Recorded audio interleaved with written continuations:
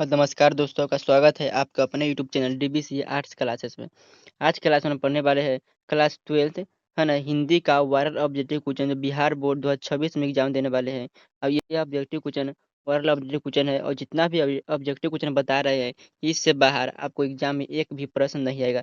Board परीक्षा 2026 में देने वाले हैं, तो ये ऑब्जेक्टिव क्वेश्चन को आप लोग अच्छे तरीके से याद कर लीजिए। इससे बाहर आपको जितना भी क्लास दे रहे हैं एक भी आपका जो है ना, एक भी प्रश्न बाहर नहीं जाएगा। ठीक है ना, 100% गारंटी है इससे बाहर नहीं जाएगा। सब जितना भी वीडियो करा रहे हैं सभी वीडियो है ना देख लेते हैं। तो चलिए, पहला क्वेश्चन आपके सामने है और आज की क्लास में 50 वायरल ऑब्जेक्टिव क्वेश्चन कराएंगे और 50 में से आप लोग कितना ऑब्जेक्टिव क्वेश्चन सही कर रहे हैं आप कमेंट बॉक्स में जरूर बताइएगा और एक एक ऑब्जेक्टिव क्वेश्चन को आप लोग अच्छे तरीके से याद कर लीजिए। चलिए, पहला क्वेश्चन है जायसी का जन्म कब हुआ था। तो जायसी का जन्म आपको बताना था, जायसी का जन्म कब हुआ था। तो जायसी का जन्म जो है ना 1492 ईस्वी में हुआ था। ऑप्शन का ये हो जाएगा 1492 ईस्वी में जायसी का जन्म हुआ था। अगला क्वेश्चन देखते हैं, जायसी के गुरु का नाम क्या है। जायसी के दो गुरु हैं, जायसी मलिक मोहम्मद जायसी के दो गुरु शेख मोहिदी और शेख सैयद। ऑप्शन इसका है ना ये हो जाएगा शेख मोहिदी और सैयद। चलिए, अगला क्वेश्चन देखते हैं, 3 नंबर क्वेश्चन है, पद्मावत कहाँ की राजकुमारी थी, है ना। पद्मावत कहाँ की राजकुमारी थी। तो ये सिंघल द्वीप की राजकुमारी थी। ऑप्शन इसका बी हो जाएगा सिंघल द्वीप की राजकुमारी थी। पद्मावत कहाँ की राजकुमारी थी, सिंघल द्वीप की। अगला क्वेश्चन, करबक क्या है। करबक जो है क्या है। तो करबक है सूखी काव्य शैली है। करबक क्या है, तो सूखी काव्य शैली। ऑप्शन क्या ये हो जाएगा करबक सूखी काव्य शैली है। जायसी ने मुख्यतः किस छंद का प्रयोग किया है। जायसी ने मुख्यतः किस छंद का है ना प्रयोग किया था, आपको याद रखिएगा। जायसी किस छंद का प्रयोग किया है, तो दोहा चौपाई। ऑप्शन क्या सी हो जाएगा दोहा चौपाई का जायसी ने है ना छंद का प्रयोग किया है। तो ऑप्शन का सी बिल्कुल करेक्ट आंसर हो जाएगा। चलिए, अगला क्वेश्चन देखते हैं, रत्नसेन कहाँ का राजा था। रत्नसेन कहाँ का राजा था। तो रत्नसेन जो है वो चित्तौड़ का राजा था। ऑप्शन का बी हो जाएगा चित्तौड़ का राजा था। हिंदी में आप 100 में 100 लाना चाहते हैं, जितना भी क्लास दे रहे हैं ये सभी क्लास कर लेते हैं, तो एक भी प्रश्न आपको बोर्ड एग्जाम में नहीं छूटेगा। और इस चैनल को अभी तक सब्सक्राइब नहीं किया, चैनल को आप लोग सब्सक्राइब कर लीजिएगा, बेल आइकन को दबा लीजिएगा। और अगले क्लास में अब इसके बाद आपको कारक का है ना जितना भी ट्रिक है हिंदी व्याकरण के ट्रिक के साथ आपको है ना कराएंगे। तो क्या है ना, तो ट्रिक देखने के लिए इस चैनल को आप लोग सब्सक्राइब करके रखिएगा। चलिए, अगला क्वेश्चन है, 7वां क्वेश्चन है, जायसी किस काल के कवि है। तो जायसी जो किस काल के कवि थे, तो भक्ति काल के कवि थे। ऑप्शन हो जाएगा भक्ति काल के कवि थे। अगला क्वेश्चन देखते हैं, पद्मावत है ना, पद्मावत जो है किस भाषा के नाम है ना, किस भाषा का है। तो पद्मावत किस भाषा का नाम है, तो पद्मावत अवधी भाषा का नाम है। ऑप्शन क्या ये हो जाएगा पद्मावत का अवधी भाषा है। अगला क्वेश्चन देखते हैं, है ना 9वां क्वेश्चन है, जायसी के चेहरे पर किसका दाग था। तो जायसी के चेहरे पर चेचक का दाग था।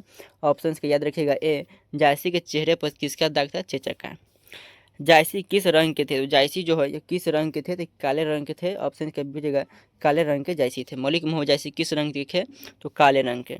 प्रेम की पीर का कवि किसे कहा गया है। तो प्रेम का पीर के कवि किसे कहा गया है, तो मलिक मोहम्मद जायसी को प्रेम का पीर कवि कहा गया है। तो ऑप्शन का डी बिल्कुल करेक्ट आंसर हो जाएगा। चलिए, 12वां क्वेश्चन देखते हैं, जायसी मलिक मोहम्मद जायसी किस राज्य के थे। तो मलिक मोहम्मद जायसी जो है किस के राज्य थे, तो उत्तर प्रदेश राज्य के थे। ऑप्शन क्या बी हो जाएगा उत्तर प्रदेश राज्य के थे। चलिए, आगे ऑप्शन देखते हैं, 13 नंबर, सूर किस मुगल शासक के समकालीन थे। सूर है ना सूरदास किस मुगल काल के समकालीन थे, तो ये अकबर के समकालीन थे। ऑप्शन क्या सी हो जाएगा अकबर के समकालीन थे। चलिए, 14वां क्वेश्चन देखते हैं, सुबह होने पर कुमुद क्या हो जाता है। सुबह होने पर कुमुद क्या हो जाता है, तो सिकुड़ है ना संकुचित हो जाता है। ऑप्शन क्या बी हो जाएगा संकुचित हो जाता है। चलिए, 15वां क्वेश्चन देखते हैं, याद रखिएगा, कृष्ण के है ना कृष्ण के भोजन के बाद क्या कराते हैं। तो कृष्ण के भोजन के बाद है ना हाथ धुलाते हैं, अचमन कराते हैं। तो ऑप्शन क्या ए हो जाएगा अचमन कराते हैं। चलिए, अगला कुछ देखते हैं, 16 नंबर, सूर्य का जन्म कब हुआ था। सूर्य का जन्म कब हुआ था, तो याद रखिएगा सूर्यदास का जन्म जो है ना 1428 ईस्वी में। ऑप्शन क्या है ना 78। ऑप्शन क्या है ना बी हो जाएगा 1478 ईस्वी में हुआ था। चलिए, अगला क्वेश्चन देखते हैं, अगला क्वेश्चन है 17 नंबर, सूर्य का जन्म कहाँ हुआ था। सूर्य का जन्म कहाँ हुआ था, तो याद देखिए सूर्य का जन्म दिल्ली के पास सीही में। ऑप्शन क्या हो जाएगा सूर्य के जन्म कहाँ हुआ था, दिल्ली के पास सीही में हुआ था जन्म। चलिए, अगला क्वेश्चन देखते हैं, सूरदास है ना सूरदास किस काल के कवि थे। तो सूरदास किस काल के कवि थे, भक्ति काल के कवि थे। ऑप्शन क्या हो जाएगा भक्ति काल के कवि। सूरदास किस काल के कवि है, भक्ति काल के। चलिए अगला क्वेश्चन देखते हैं, सूरदास के गुरु कौन थे? सूरदास के गुरु कौन थे? तो क्या देखिएगा, सूरदास के गुरु है ना वल्लभाचार्य थे। ऑप्शन क्या भी हो जाएगा, वल्लभाचार्य सूरदास के गुरु थे। 20 में क्वेश्चन है, सूरदास की कीर्तन मंडली का क्या नाम है? तो सूरदास की कीर्तन मंडली का आपको बताना है नाम क्या है, तो अष्ट छाप है। ऑप्शन क्या ए हो जाएगा, अष्ट छाप, याद रखिएगा। चलिए अगला क्वेश्चन देखते हैं, प्रथम पद में सूर ने कृष्ण ने है ना कृष्ण से क्या कहा है? तो प्रथम पद में सूरदास ने कृष्ण से क्या कहा है? तो जागिए, है ना। ऑप्शन क्या ए हो जाएगा, जागिए कहा है। चलिए अगला क्वेश्चन है, सूरदास वल्लभाचार्य से दीक्षित कब हुए थे? सूरदास वल्लभाचार्य से दीक्षित कब हुए थे? तो दीक्षित कब हुए थे? तो याद रखिएगा, अनुमानतः अनुमानतः नौ है ना अनुमानतः 1509 से है ना 1510 में दीक्षित हुए थे। तो ऑप्शन के याद रखिएगा, ए अनुमानतः डेट बताया गया है। चलिए अगला क्वेश्चन देखते हैं, 23 नंबर, है ना। सुबह होने पर चांद कैसा हो जाता है? तो सुबह होने पर चांद मलिन हो जाता है। तो याद रखिएगा, सुबह होने पर चांद कैसा हो जाता है? मलिन हो जाता है। ऑप्शन क्या, बिल्कुल सी आंसर करेक्ट हो जाएगा। चलिए अगला क्वेश्चन है, हिंदी साहित्य का सूर्य किसे कहा जाता है? तो हिंदी साहित्य का सूर्य सूरदास को कहा जाता है। ऑप्शन का ए हो जाएगा, बिल्कुल करेक्ट आंसर है, सूरदास को हिंदी साहित्य का सूर्य कहा जाता है। चलिए अगला क्वेश्चन है, बालकृष्ण भट्ट का निधन कब हुआ था? ठीक है, बालकृष्ण भट्ट का निधन पूछा है इसमें, है ना। तो बालकृष्ण भट्ट का निधन आपको कब हुआ था? तो 1914 ईस्वी में। लेकिन बालकृष्ण भट्ट का जन्म पूछे, है ना, जन्म पूछे तो जन्म कब हुआ था? तो याद रखिएगा, है ना 1844 ईस्वी में जन्म हुआ था। हिंदी प्रदीप नामक पत्रिका का संपादन किसने किया था? तो बालकृष्ण भट्ट ने। कब किया था? तो याद रखिएगा, है ना 1877 में किया था। कितना पा? 1877 में। और कितने वर्ष तक संचालित हुआ था? 33 वर्ष तक संचालित हुआ, याद रखिएगा। चलिए अगला क्वेश्चन देखते हैं, है ना, बालकृष्ण भट्ट ने किस पत्रिका का संपादन किया था? देखिए वही क्वेश्चन आ गया, बालकृष्ण भट्ट ने किस पत्रिका का संपादन किया था? बताया था ना, हिंदी प्रदीप नामक का संपादन किया था। कितने वर्ष तक? तो 33 वर्ष तक। चलिए अगला क्वेश्चन देखते हैं, अगला कुछ, न्यूटन ब्रह्मचारी, नूतन ब्रह्मचारिणी है नी के लेखक कौन है? न्यूटन ब्रह्मचारी के लेखक कौन है? तो बालकृष्ण भट्ट है। याद रखिएगा, बालकृष्ण भट्ट, इसका ये आंसर करेक्ट आंसर हो जाएगा। अगला क्वेश्चन है, मनुष्य की ईश्वर प्रदत्त शक्तियों में से एक है। मनुष्य की ईश्वर प्रदत्त शक्तियों में से एक क्या है? तो एक वाक शक्ति है। ऑप्शन के सी हो जाएगा, वाक शक्ति है। चलिए अगला क्वेश्चन देखते हैं, रोबिन्सन क्रूसो ने, है ना, रोबिन्सन क्रूसो कितने वर्षों के बाद लोगों के बीच आए थे? तो कितने वर्षों के बाद लोगों के बीच आए थे? 16 वर्ष के बाद। तो याद रखिए, 16 वर्ष के बाद लोगों के बीच आए थे। तो ऑप्शन का ए हो जाएगा, 16 वर्ष के बाद। एडिसन ने कितने लोगों की बातचीत को श्रेष्ठ बातचीत कहा है? तो एडिसन ने कितने लोगों की बातचीत को श्रेष्ठ बातचीत कहा है? तो 2 लोगों के बीच को श्रेष्ठ बातचीत कहा है। तो ऑप्शन याद रखिएगा, ए हो जाएगा, बिल्कुल करेक्ट आंसर, 2 लोगों की बातचीत को श्रेष्ठ बातचीत कहा है। अगला क्वेश्चन है, यूरोप में बातचीत की कला को क्या कहते हैं? तो यूरोप में, जो ना, यूरोप में बातचीत को कला के क्या कहते हैं? तो ये आर्ट ऑफ कन्वर्सेशन कहते हैं। याद रखिएगा, आर्ट ऑफ कन्वर्सेशन कहते हैं यूरोप में बातचीत कला को। ऑप्शन क्या है ना, ये हो जाएगा करेक्ट आंसर। चलिए अगला क्वेश्चन देखते हैं, काव्य कला प्रवीण गोष्ठी को क्या कहते हैं? काव्य कला प्रवीण गोष्ठी को क्या कहते हैं? तो सुहृदय गोष्ठी कहते हैं। याद रखिएगा, ऑप्शन क्या हो जाएगा, सुहृदय गोष्ठी कहते हैं। 25 वर्ष से ऊपर वाले की बातचीत को कैसी होती है? तो 25 वर्ष से ऊपर वाले की बातचीत कैसी होती है? तो सागर्भित होती है। अब याद रखिएगा, सागर्भित, ऑप्शन का ए हो जाएगा, सागर्भित होती है। ठीक है ना।